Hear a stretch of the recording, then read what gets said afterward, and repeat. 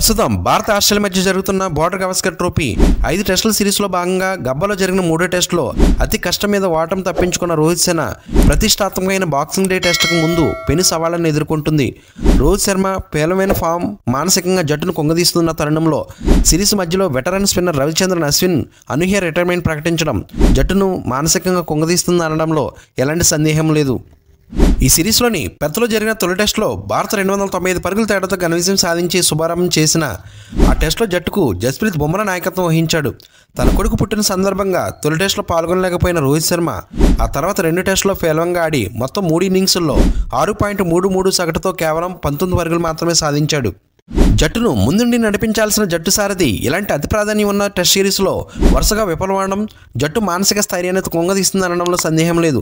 మరోపక్క ఆదివారం జరిగిన ప్రాక్టీస్కు రోహిత్ గాయం కారణంగా దూరం ఉండడం పలు సందేహాలకు తావిస్తుంది.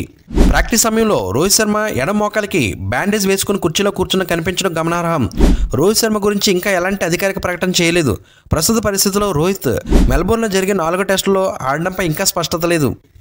ఇదిలా ఉండగా ఆడిలేడ్లో జరిగిన డే అండ్ నైట్ 2వ టెస్టులో వెటరన్ స్పిన్నర్ రవిచంద్రన్ అశ్విన్ ఆశించిన రీతిలో రాణించలేకపోయాడు. ఆస్ట్రేలియా తొలి ఇన్నింగ్స్లో 18 ఓవర్లో 53 పరుగులిచ్చి కేవలం 1 వికెట్ పడగొట్టిన అశ్విన్ బ్రిస్బేన్లో జరిగిన 3వ టెస్టులో స్థానం లభించలేదు.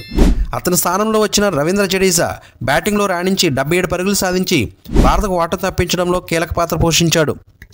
తన వ్యూహాత్మకమైన బౌలింగ్తో భారత్కి ఎన్నెన్నో ఘన విజయాలు సమకూర్చిన ఘనత వహించిన 38 ఏళ్ల అశ్విన్ మొత్తం 106 టెస్టుల్లో ప్రాతినిధ్యం వహించి 537 వికెట్లు పడగొట్టాడు. శ్రీలంకకు చెందిన ముత్తయ్య మురళీధరన్, ఆస్ట్రేలియాకు చెందిన షేన్ వార్న్, భారత్కు చెందిన అనిల్ కుంబ్లేల తర్వాత ప్రపంచంలో అత్యధిక వికెట్లు పడగొట్టిన స్పిన్నర్గా ఘనత వహించిన అశ్విన్ ఇలా సిరీస్ మధ్యలోనే రిటైర్మెంట్ ప్రకటించడం జట్టులోని ఇతర ఆటగాళ్ల మానసిక స్థైర్యాన్ని దెబ్బతీస్తుందనడంలో ఎలాంటి సందేహం లేదు. ప్రధానంగా జట్లో సీనియర్ ఆటగాళ్లైన రోహిత్ శర్మ, విరాట్ కోహ్లీ పెద్దగా ఆశించిన స్థాయిలో రాణించలేకపోతున్న తరుణంలో అశ్విన్ రిటైర్మెంట్ నిర్ణయం పలు ప్రశ్నలకు తావిస్తుంది. భారత ఆస్ట్రేలియా వంటి అత్యంత ప్రాధాన్యం ఉన్న సిరీస్లో భారత బౌలింగ్కి జస్ప్రీత్ బుమ్రా ఒక్కడే మొత్తం భారం మోయడం బాధాకరం. పెర్త్లో జరిగిన తొలి టెస్టులో జట్టుకు సారథ్యం వహించిన బుమ్రా మొత్తం 8 వికెట్లు పడగొట్టి ఒంటి చేత్తో జట్టును విజయపదం వైపు నడిపించాడు. అయితే బుమ్రాకి తన సహచర బౌలర్ల నుంచి సరైన సహకారం లభించడం లేదు. ముఖ్యంగా మహమ్మద్ సిరాజ్ బౌలింగ్ ఆశించిన స్థాయిలో లేదు. సీనియర్ పేస్ బౌలర్ మహమ్మద్ సమీ లేని లోటు భారత్ జట్టులో స్పష్టంగా కనిపిస్తుంది. ఇందుకు భిన్నంగా ఆస్ట్రేలియా జట్టులో పేస్ బౌలర్లు అందరూ రాణించడం ఆ జట్టుకు సమతుల్యాన్ని ఇవ్వడమే కాక భారత్పై ఆధిక్యాన్ని ప్రదర్శించడంలో కీలక పాత్ర వహిస్తుంది. భారత్ గడ్పై జరిగిన 2023 వన్డే ప్రపంచ కప్ ఫైనల్లో ఆస్ట్రేలియా విజయానికి కీలక పాత్ర వహించిన ఆ జట్టులోని left hander batter Travis Head ప్రస్తుత సిరీస్లోనూ భారత్కి ప్రధాన అడ్డంకిగా నిలుస్తున్నాడు. పెర్త్లో జరిగిన తొలి టెస్టులో విఫలమైన తర్వాత విజృంభించి 2-3 టెస్టుల్లో వరుసగా సెంచరీలు సాధించి తన జట్టు బ్యాటింగ్కు వెన్నుముఖంగా నిలిచాడు. భారత్ ఈ సిరీస్లోని మిగిలిన 2 టెస్టుల్లో రాణించి ఈ సిరీస్లో విజయం సాధించాలంటే ట్రావిస్ హెడ్ పరుగుల ప్రవాహానికి చిక్కిపెట్టేందుకు పకడ్బందీగా వ్యూహం రూపొందించాలి.